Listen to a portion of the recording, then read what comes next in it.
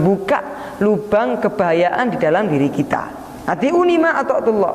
Taatlah kalian semua selama aku taat kepada Allah Subhanahu wa taala. Karena walaupun pejabat, walaupun presiden, walaupun siapapun, walaupun ada jabatan yang lebih istimewa lebih dari presiden, kalau mereka nyuruh maksiat, haram kita mengikuti mereka. La ta'ata li makhluqin fi maksiatil khaliq. Tidak boleh kita taat, nurut, manut kepada makhluk apabila makhluk tersebut memerintahkan kepada kita untuk maksiat kepada sang khaliq, sang pencipta Allah Subhanahu wa ta'ala. Fa in asaitu fala ta'ata li alaikum. Akan tetapi kalau aku maksiat dan aku menyuruh kalian maksiat, maka janganlah kau mengikuti perintahku. Ini sifat tawaduknya beliau. Apakah ada presiden yang ngomong seperti ini? Apakah ada wakil presiden yang ngomong seperti ini? Apakah ada Pak Bupati, Pak Camat yang mengatakan seperti ini? Jarang kita dapati. Ini menunjukkan bahwasanya kita hidup di akhir zaman. Ya, subhanallah. Umur dunia iki tuwek mewek, ya. Matanya sudah buta zaman ini sekarang. Sikis gak iso mlaku. Ya, di kasur tok wis. Tinggal datang kiamatnya sudah. Subhanallah.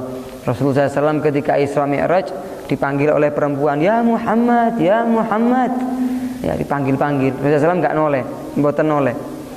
Sudah selesai, sudah hilang. Beliau tanglet kali naik malaikat Jibril.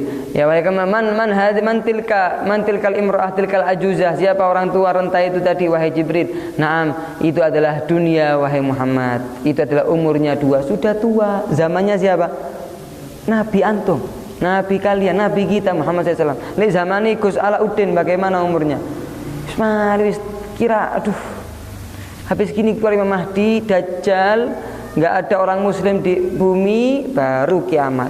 Wallahu a'lam. Jadi kita nggak kaget dengan banyaknya pejabat yang zalim, pejabat yang mengatakan ini negara demokrasi, tapi kalau ada yang kritik masukkan penjara, ada yang kritik diinterogasi, ada yang kritik dikriminalisasi. Nggak kaget, wiswayani. Itu adalah fitnah akhir zaman.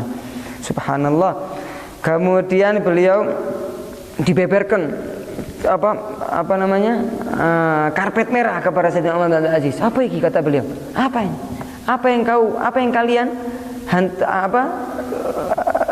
beberkan ini? Beliau mengatakan, mereka mengatakan ini seperti kita kalau menghormati khalifah seperti ini, wahai imam. Lah, ayo lembitan mana? Saya seperti orang muslim. Jangan kau menghormati kita, kata beliau, selebih dari masyarakat saya yang lain. Kemudian dijual semua. Kudanya khalifah, markasnya khalifah, semua perhiasan-perhiasan dan keindahan-keindahan yang dimiliki oleh khalifah-khalifah sebelum Sayyidina Umar bin Abdul Aziz itu dijual semua oleh beliau. Uangnya gak dipek, uangnya gak dikorupsi, uangnya tidak dimakan, akan tapi dimasukkan ke Baitul Mal, rumah hartanya orang muslim. Ayo bismillah, yang miskin ngambil dari rumah itu, dari Baitul Mal tadi. Yang butuh, yang fakir, yang miskin, yang bepergian kehabisan bekal, semua ngambil di Baitul Mal tersebut. Padahal beliau berhak, akan tapi beliau mempunyai sifat zuhud dan warok yang sangat tinggi, takut kepada Allah Subhanahu wa ta'ala. Subhanallah. Ini sifat-sifat yang seperti ini yang perlu dicontoh oleh pejabat-pejabat kita. Kalaupun orang-orang seperti ini ada pada zaman sekarang, gak ada ceritanya orang mati kelaparan, gak ada ceritanya orang mencuri, gak ada ceritanya orang menipu temannya, karena adil. Karena pejabatnya adil, semuanya adil, nggak ada yang didolimi, maka bakal nyebar kepada masyarakat tersebut keamanan dan ketentraman. Semoga Allah SWT memerdekakan negara kita Indonesia, merdeka dari pejabat yang zalim, merdeka dari corona, amin ya rabbal alamin, merdeka dari PPKM, merdeka dari orang-orang yang tidak luas dalam mengurus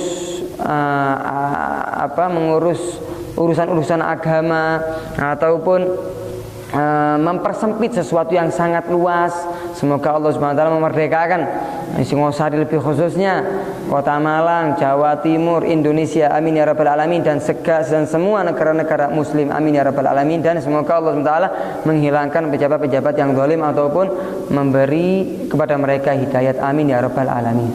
Nah, Imam Haddad mengatakan dalam qasidahnya ini, wa khalifatus sidqi ibni abdi aziziha al-adil, orang yang sangat adil. Keadilannya Sayyidina Umar bin Abdul Aziz sangat masyhur. Semana semua manusia pada yang hidup pada zaman beliau, sampai-sampai Pak, serigala, sampai-sampai keadilan beliau, kenyamanan masyarakat nyampe kepada hewan-hewan yang nggak punya otak, yang nggak bakal dihisap oleh Allah Subhanahu wa taala.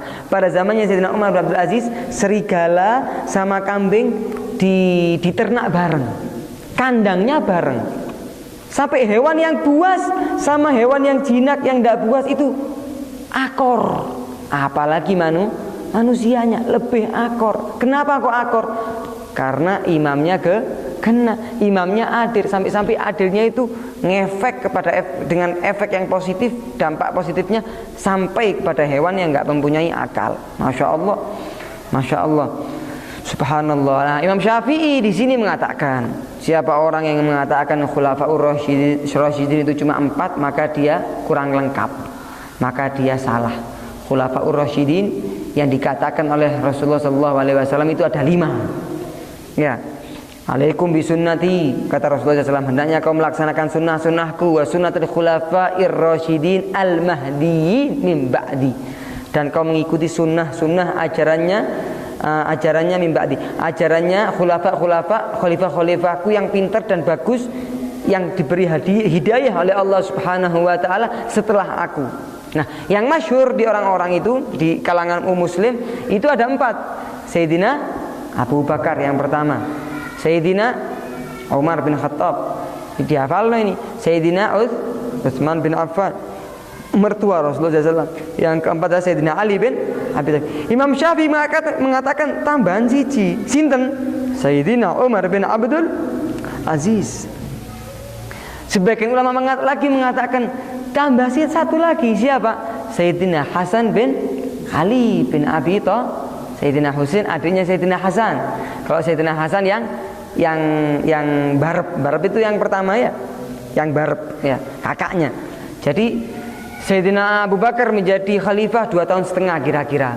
Sayyidina Umar menjadi khalifah kira-kira 10 tahun lebih sedikit. Sayyidina Utsman lupa saya, kira-kira 5 tahun. Sayyidina Ali nggak nyampe 2 tahun. Ya, Rasulullah SAW menjanjikan al-khilafah ba'di 30 sanah. Khalifah setelah aku ada 30 tahun. Meninggalnya Sayyidina Ali bin Abi Thalib itu 29 tahun lebih 6 bulan. Lebih 6 bulan. Beliau meninggal, yang menjadi khalifah Sayyidina Hasan, putra beliau. Nah, beliau menjadi khalifah, Sayyidina Hasan menjadi khalifah selama 6 bulan. Kemudian panjang ceritanya, ketika Sayyidina Hasan dibunuh, bingung sekarang para muslim.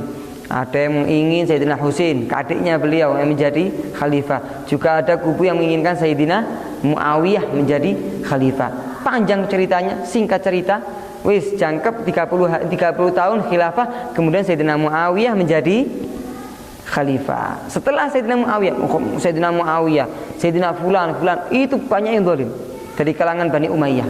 Banyak sekali yang zalim. Sampai datang itu Sayyidina Umar bin Abdul Aziz mengangkat kedoliman tersebut. Nah, para ulama Syafi'i mengatakan Sayyidina Umar bin Abdul Aziz anggaplah termasuk khulafaur rasyidin, karena beliau adalah khalifah yang sangat adil. Masya Allah. Nah, setelah Sayyidina Hasan meninggal, Sayyidina Muawiyah menjadi khalifah demi khalifah datang. Begitu dolimnya khalifah sebelum Sayyidina Umar bin Abdul Aziz, setiap khatib yang khutbah ketika hari Jumat ataupun selain hari Jumat harus wajib hukumnya melaknat, mencaci maki Sayyidina Ali bin Abi Thalib. Na'udzubillahi min Subhanallah. Ini adalah akidah-akidah yang sesat. Nah, ini salah satu kedoliman dari khalifah-khalifah sebelum Sayyidina Umar bin Abdul Aziz. Mereka mewajibkan setiap khatib yang khutbah di mimbar Jumat ataupun selainnya itu melaknat, mencaci maki Sayyidina Ali bin Abi Thalib, mantuni Rasulullah Shallallahu Alaihi Wasallam, sahabatnya Rasulullah Shallallahu Alaihi Wasallam, misanani Rasulullah Shallallahu Alaihi Wasallam. Subhanallah, subhanallah. Jadi di hati-hati mereka itu banyak dendam kepada Sayyidina Ali bin Abi Thalib. Ana Madinatul Ilm wa Aliyun babuha. Kata Rasulullah SAW, aku adalah kotanya ilmu, kotanya barokah, kotanya segalanya, kota dari segalanya. Dan pintunya siapa? Sayyidina Ali bin Abi Thalib. Apakah bisa kita ingin masuk suatu kota tanpa melewati pintunya? Sulit, tak bisa. Gak bisa, harus kita lewat pintunya. Kalau kita menginginkan barokah dari Rasulullah SAW, ilmu dari Rasulullah SAW, datangi pintunya. Siapa? Sayyidina Ali bin Abi Thalib.